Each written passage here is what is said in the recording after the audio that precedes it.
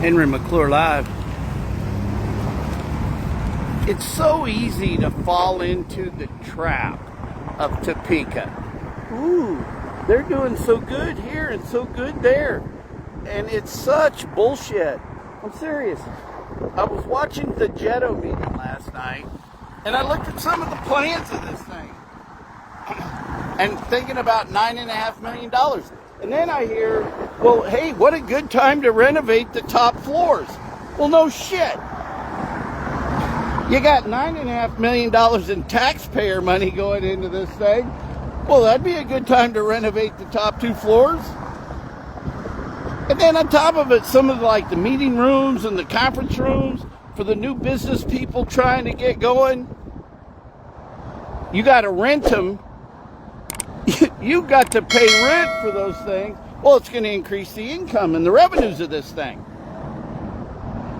But it was funded with taxpayer dollars.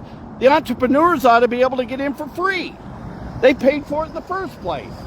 And if you want stuff just to keep going on like this, just keep voting the way you vote until somebody stands up to them. And this may not be my time. A lot of good people running for mayor. But you got to make sure they'll stand up for that. I know James Bolden will.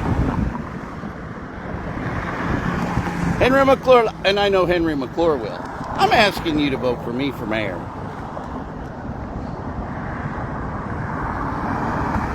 We don't have enough money to pay for the roads that we voted for, and they just put Huntoon involved. We can live with Huntoon the way it is.